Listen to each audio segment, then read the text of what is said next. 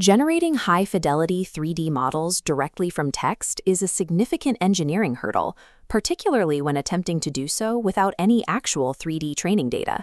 Researchers Ben Poole, Ajay Jain, Jonathan T. Barron, and Ben Mildenhall from Google and UC Berkeley proposed a method to solve this by leveraging the power of 2D diffusion. In game development and simulation design, creating just one detailed 3D asset requires hundreds of human hours of manual modeling, texturing, and rigging. Automating this pipeline hits an immediate roadblock known as the data paradox. This chart illustrates the core issue. We have billions of labeled image-text pairs to train 2D models on, represented by this massive column, but the available labeled datasets for 3D models barely register on the same scale. Because we lack that specific volume of 3D data, training a native text-to-3D model from the ground up is currently impossible. To get around this, the authors use a pre-trained 2D text-to-image model as a proxy to build 3D objects from scratch. Bypassing the requirement for 3D data shifts the focus of volumetric generation. Instead of learning from existing 3D shapes, it uses 2D knowledge to reverse engineer a 3D form. DreamFusion achieves this by relying entirely on a 2D diffusion model, specifically Google's Imagen, with zero 3D data fed into the system. You can think of this 2D model as a master art critic. This critic has spent its existence analyzing billions of flat, two-dimensional photographs, seeing objects from countless different angles. Through this massive exposure, the critic has developed an implicit understanding of perspective, lighting, and 3D geometry. The critic cannot sculpt the 3D object itself, but if you show it an image, it knows exactly what a correct prompt should look like from any specific viewpoint. A robust 2D diffusion model already contains the latent volumetric knowledge necessary to verify if a 3D shape is correct. It just needs a mathematical medium to express that knowledge. For the critic to do its job, we need a 3D representation that can accept mathematical feedback and optimize itself accordingly. This is where the neural radiance field, or NeRF, comes in. Imagine an invisible block where every microscopic 3D coordinate holds a hidden color and a hidden density value. A NeRF takes 3D coordinates and viewing directions, outputting color and density inside the box. Values along a single ray are summed to create one flat pixel.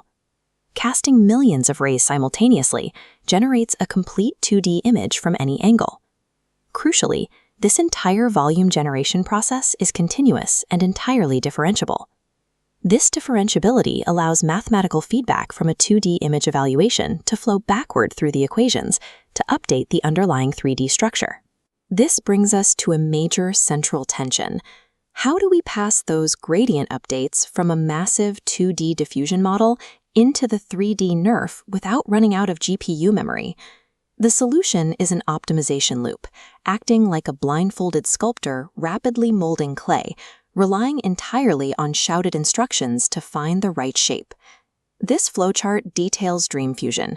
A randomly initialized NeRF renders a noisy 2D image. Artificial noise is added, and this image, along with our text prompt, feeds into the frozen U-Net diffusion model. The predicted noise difference forms the gradient update flowing back to the NeRF. But there is a massive memory wall.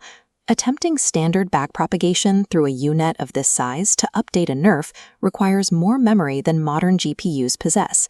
The authors solve this with a technique called score distillation sampling, or SDS. This is the formal SDS loss equation, which changes how the gradient calculation is performed. Notice the U-Net Jacobian term. SDS deliberately drops this heavy computation from the equation, leaving only the essential directional gradient. By omitting that term, SDS turns an impossible calculation into a tractable gradient that sculpts the 3D NeRF step by step. The outputs from this method show that a 2D prior can effectively handle complex geometry, occlusion, and specular highlights in a 3D space. Older methods that relied on clip to generate meshes often struggled with geometric cohesion. DreamFusion's continuous volumetric approach provides more consistent results. However, this approach has a primary structural limitation, known as the Janus problem.